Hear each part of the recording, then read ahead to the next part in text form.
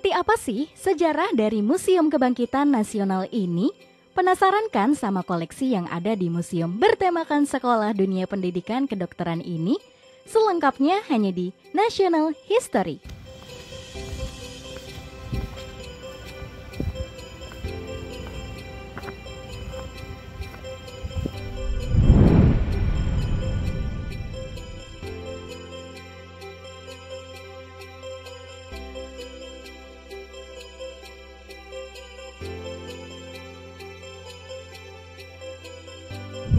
Halo pemirsa dimanapun kalian berada, perkenalkan nama saya Bunga Rafina Amalia. Selamat datang di program kesayangan kita, di mana lagi kalau bukan program National History.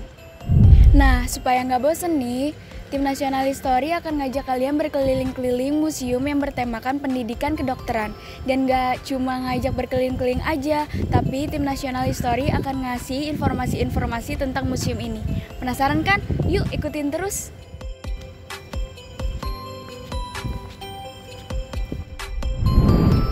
Museum Kebangkitan Nasional ini beralamat di Jalan Dr. Abdul Rahman Saleh, nomor 26, RT 4 RW 5, Kecamatan Senen, Jakarta Pusat. Museum ini dibangun guna menjadi monumen bersejarah, serta menjadi saksi sejarah ditemukannya organisasi pergerakan modern pertama kali dengan nama Budi Utomo. Tapi sebelum tim National History ajak kalian berkeliling di museum ini, kalian harus tahu dulu dong sejarah dari Museum Kebangkitan Nasional ini.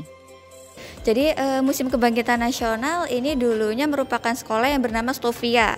Stovia itu singkatan dari School tot Opleiding van Inlandse Artsen, itu bahasa Belanda ya. Artinya sekolah kedokteran untuk bumi putra. Jadi ini dulunya adalah sekolah kedokteran atau mungkin kalau sekarang seperti SMK gitu ya, tapi jurusan kedokteran seperti itu. Nah, kemudian sampai dengan tahun 1926 kemudian sekolah kedokteran Jawa itu dipindah ke yang sekarang jadi Universitas Indonesia jurusan kedokteran. Nah seperti itu. Kemudian setelah jadi Stovia, gedung ini juga jadi asrama Kenil ketika masa penjajahan Jepang tahun 1942. Kemudian setelah masa Kenil itu tahun 1974 gedung ini diresmikan sebagai Gedung Kebangkitan Nasional, belum museum ya, masih Gedung Kebangkitan Nasional. Diresmikan oleh Presiden Soeharno tahun 1974 dan kemudian 10 tahun kemudian 1984 itu diresmikan sebagai bangunan cagar budaya, seperti itu. Sampai akhirnya sekarang menjadi Museum Kebangkitan Nasional. Museum Kebangkitan Nasional menempati sebuah komplek bangunan bersejarah yang dibangun pada tahun 1899 di atas tanah seluas 15.742 meter persegi. Pada awalnya, bangunan digunakan sebagai gedung sekolah dan asrama School tot Opleiding van Inlandse Artsen yang biasa kita kenal dengan Stovia atau Sekolah Dokter Bumi Putra.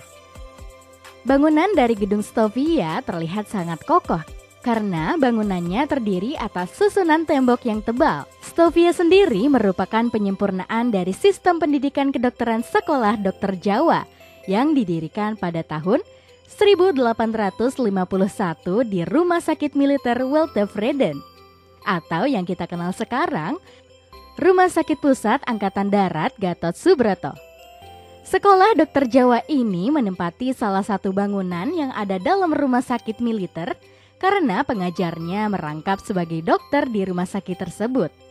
Pada masa itu, aktivitas pendidikan dan asrama Sekolah Dokter Jawa yang berlangsung setiap hari dinilai mengganggu kenyamanan rumah sakit. Karena itu, Dewan Pengajar memutuskan untuk memindahkannya dari lingkungan rumah sakit militer Weltevreden. Pada tahun 1899, Direktur Sekolah Dokter Jawa, Dr. Hermanus Frederik Krol, mulai melaksanakan pembangunan gedung baru di samping rumah sakit militer. Kegiatan pembangunan gedung sempat terhenti karena kurangnya biaya. Karena itu, Dr. Hermanus Frederik Krol berjuang keras mengumpulkan dana untuk membiayai pembangunan gedung tersebut.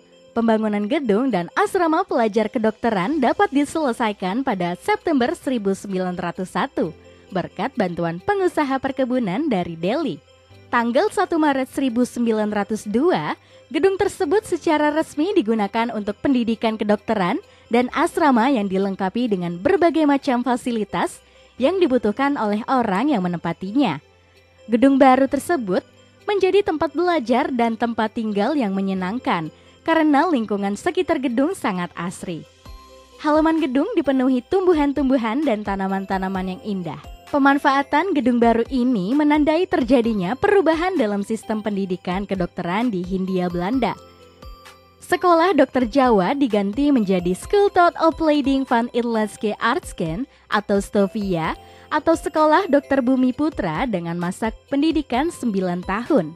Kurikulum pendidikan di STOVIA disesuaikan dengan School voor Officieren van Gezondheid di Utrecht, sehingga lulusan STOVIA hampir sama dengan lulusan sekolah di Eropa. Para pelajar STOVIA yang sudah menyelesaikan pendidikannya mendapatkan gelar Inlandse Arts atau Dokter Bumi Putra. Mereka diangkat menjadi pegawai pemerintah dan ditempatkan di daerah-daerah terpencil untuk mengatasi berbagai macam penyakit menular. Dokter-dokter muda ini akan dibekali dengan tas kulit yang berisi alat-alat kedokteran dan uang saku untuk perjalanan menuju lokasi bertugas. Tanah yang digunakan untuk membangun gedung STOVIA berbentuk persegi panjang yang tidak sempurna. Di beberapa titik bangunan digunakan untuk pemanfaatan ruangan. STOVIA menjadi lembaga pendidikan pertama yang menjadi tempat berkumpulnya para pelajar dari berbagai wilayah. Karena pemerintah memberikan kesempatan yang sama untuk menjadi pelajar STOVIA kepada semua anak Bumi Putra yang sudah memenuhi syarat. Pelajar STOVIA umumnya memiliki kecerdasan yang cukup tinggi. Karena persyaratan untuk masuk menjadi pelajar STOVIA sangat ketat dan selektif.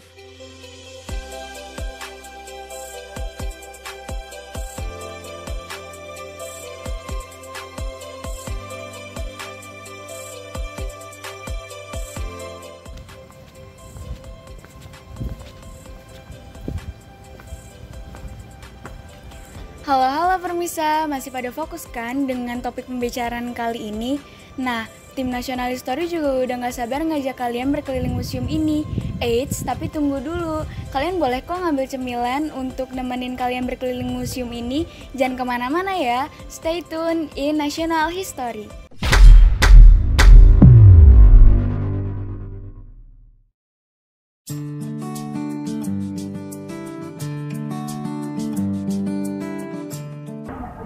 Frustasi, galau, solusinya cuma satu, ambil kopi aja.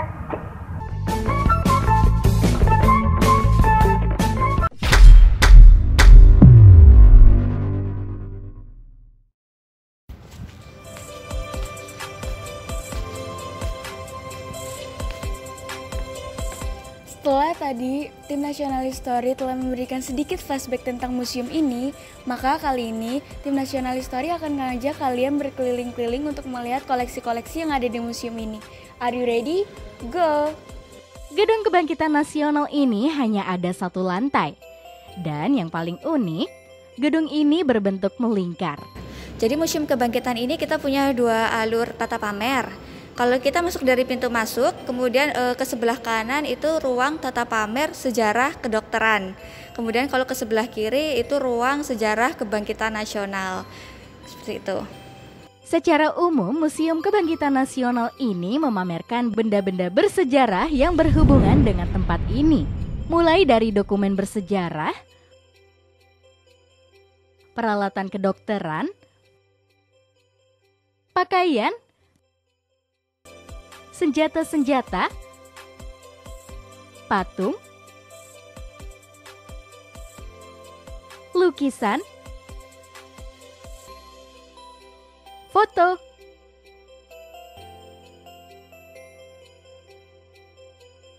hingga diorama disajikan di Museum Kebangkitan Nasional ini. Benda-benda koleksi ini tertata rapih di dalam ruangan-ruangan koleksi. Ayo permisa, kita mulai trip ini di Museum Kebangkitan Nasional.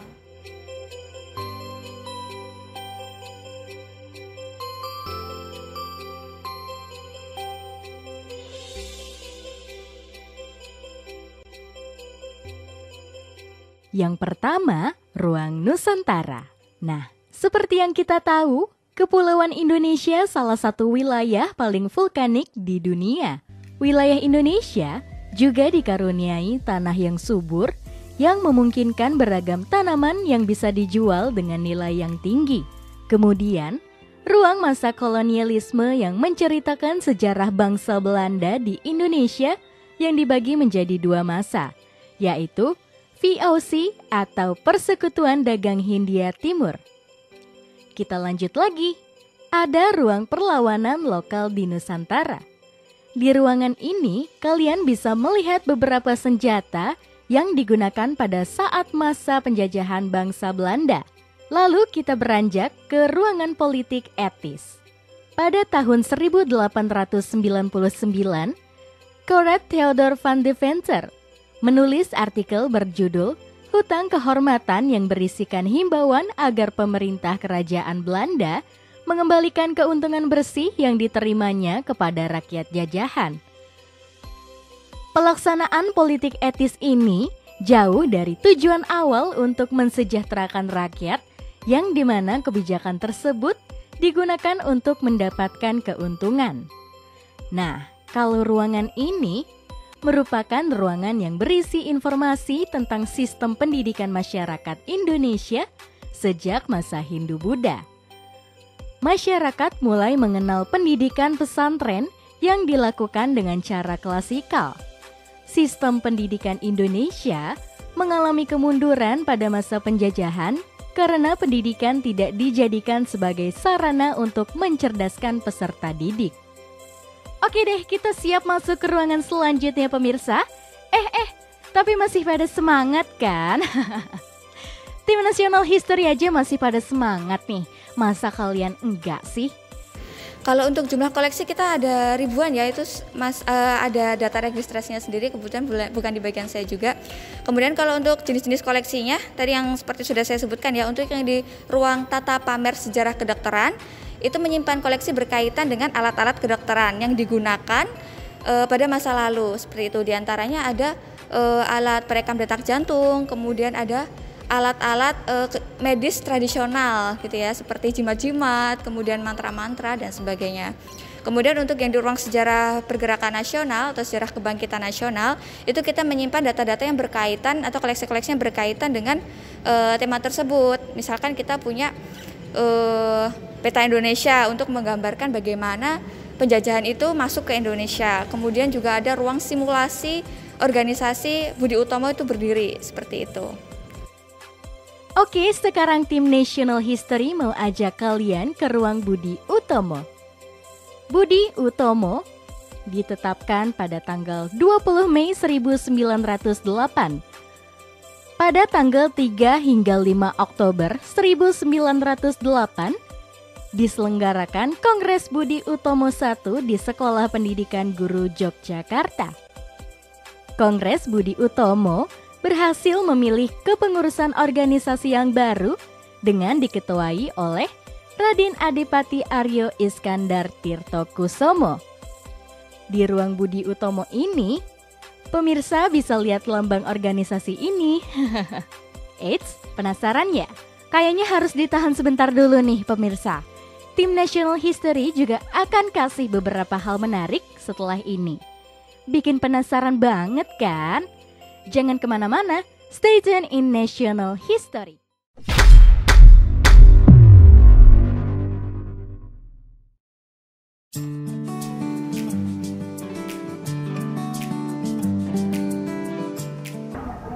Frustasi, galau, solusinya cuma satu, ambil kopi aja.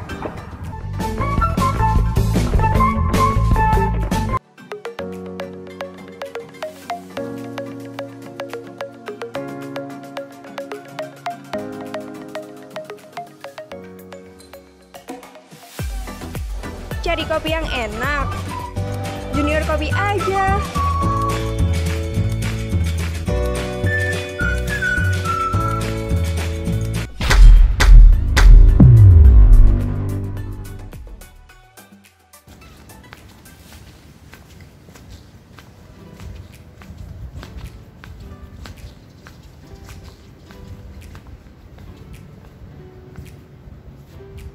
Halo permisa, terima kasih telah setia berada di program kesayangan kita, di mana lagi kalau bukan program National History. Kalian sudah siap kan untuk menjelajahi museum ini lagi? Ayo kita jelajahi lagi.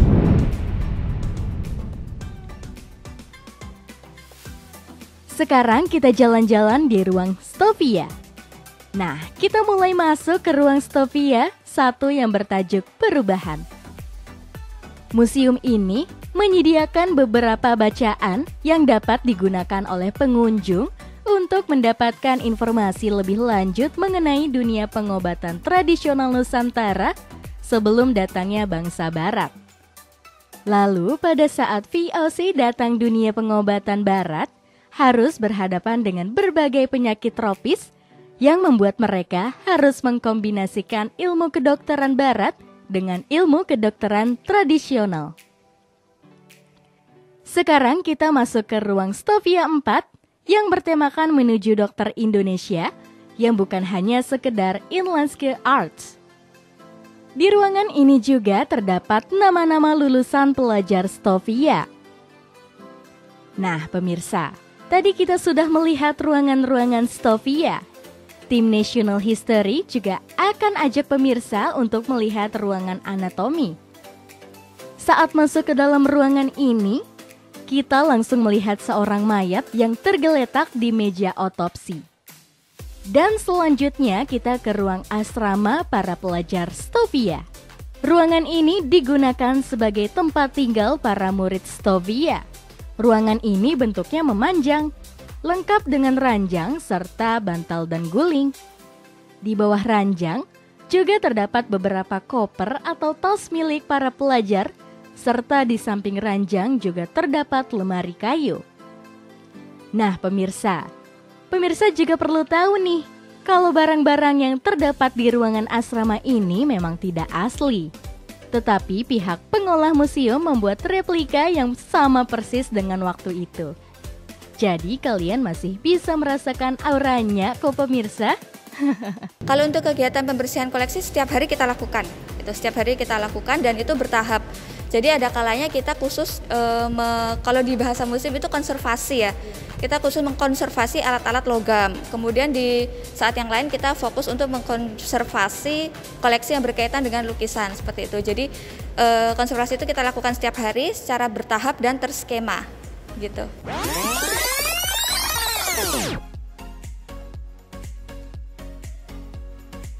Ya nggak kerasa ya 30 menit sudah. Tim National History menemani kita semua. Akhir kata dari tim National History pamit undur diri. Salam National History.